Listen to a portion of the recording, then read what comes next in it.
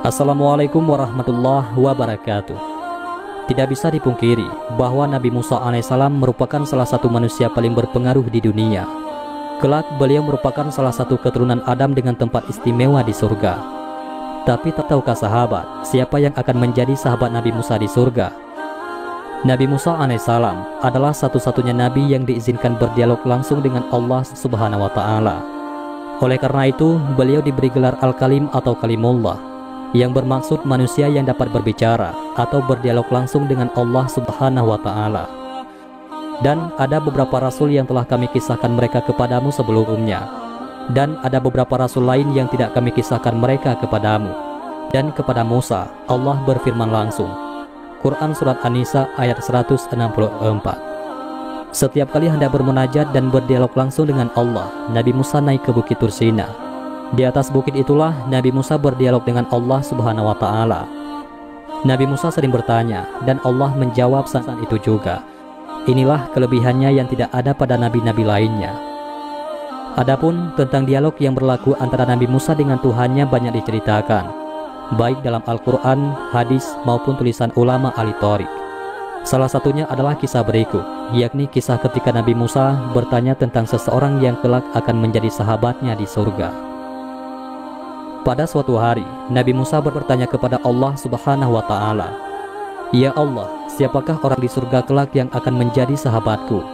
Allah pun menjawab dengan menyebutkan sebuah nama, lengkap dengan nama kampungnya serta detil tempat tinggalnya. Usai memperoleh jawaban perihal sahabatnya kelak di surga, Nabi Musa benar-benar penasaran siapakah gerangan. Betapa istimewanya dia, tidak dikenal tetapi kelak setingkat dengan Nabi di surga.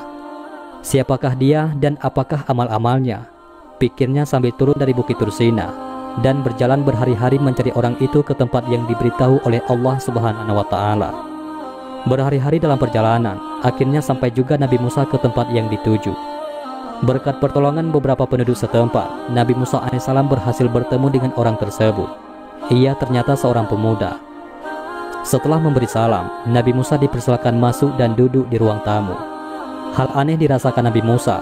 Pasalnya, pemuda itu tidak melayaninya. Dia malah masuk ke dalam bilik dan melakukan sesuatu di dalamnya. Sesaat kemudian, dia keluar sambil membawa seekor babi betina yang besar. Lalu babi itu pun dituntunnya dengan baik dan penuh hormat. Nabi Musa alaihissalam pun terkejut melihatnya. Apa-apaan pemuda ini? Ia memelihara babi di rumahnya, kata Nabi Musa tersentak kaget. Dalam hatinya penuh keheranan. Apalagi melihat babi itu dibersihkan dan dimandikan dengan baik. Setelah itu, babi itu dilap sampai kering serta dipeluk, dicium, kemudian dihantarkan kembali ke dalam kamarnya. Sesuatu yang lebih aneh terjadi. Saat ia keluar lagi, dibawanya pula seekor babi jantan yang lebih besar. Perlakuan yang sama dengan babi betina yang sebelumnya. Babi itu juga dimandikan dan dibersihkan. Kemudian dilap hingga kering dan dipeluk serta dicium dengan penuh kasih sayang. Babi itu kemudian dituntun, diantar kembali ke dalam kamar yang sama. Setelah selesai, barulah dia melayani Nabi Musa alaihissalam. Nabi Musa yang sedari tadi melihat keanehan itu, kontan saja bertanya tentang hal aneh yang dilakukan pemuda itu. "Wahai anak muda, apa agamamu sampai berbuat seperti itu kepada babi?" "Agamaku agama tauhid.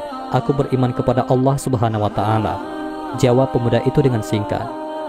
"Tapi mengapa kamu mengurus babi bahkan sampai seperti itu?" "Kita tidak boleh begitu terhadap babi," kata Nabi Musa. "Wahai Tuan," kata pemuda itu, "sebenarnya kedua babi itu adalah ibu bapakku." Nabi Musa pun kaget. Pemuda itu pun melanjutkan, "Karena mereka melakukan dosa besar, Allah telah mengazab mereka dengan mengganti wujudnya menjadi babi. Soal dosanya itu, biarlah itu urusannya dengan Allah." Panjang lebar pemuda itu menjelaskan, "Sebagai anaknya, aku tetap melaksanakan kewajibanku mengurus mereka. Hari demi hari, aku berbakti kepada kedua ibu bapakku, seperti yang Tuan lihat tadi. Walaupun rupa mereka sudah menjadi babi, aku tetap melaksanakan tugasku sebagai anak. Sebagai anak, aku harus begitu kepada orang tuaku," kata pemuda itu. "Setiap hari aku berdoa kepada Allah agar dosa mereka diampuni. Aku memohon supaya Allah menukarkan wajah mereka kembali menjadi manusia yang sebenarnya, tetapi Allah masih belum mengabulkan hajatku," tambah pemuda itu dengan suara yang sangat sedih. Selesai pemuda itu bercerita, ketika itu juga Allah Subhanahu wa Ta'ala menurunkan wahyu kepada Nabi Musa alaihissalam. "Wahai Musa, inilah orang yang akan menjadi sahabatmu di surga nanti. Sebagai buah dari baktinya yang sangat tinggi kepada kedua orang tuanya, ibu bapaknya yang sudah buruk rupa menjadi babi pun, dia tetap berbakti. Oleh karena itu, kami naikkan makamnya ke derajat yang tinggi di sisi kami.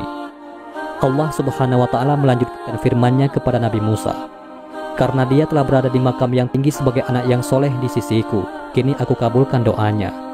Tempat kedua ibu bapaknya yang tadinya aku sediakan di dalam neraka, kini telah kupindahkan ke dalam surga. Wallahu a'lam bishawab. Itulah pemuda yang kelak akan menjadi sahabat Nabi Musa di surga. Semua itu karena ia berbakti kepada kedua orang tuanya, sekalipun mereka telah melakukan dosa besar dan dikutuk menjadi seekor babi. Mudah-mudahan ini semua bermanfaat. Assalamualaikum warahmatullahi wabarakatuh.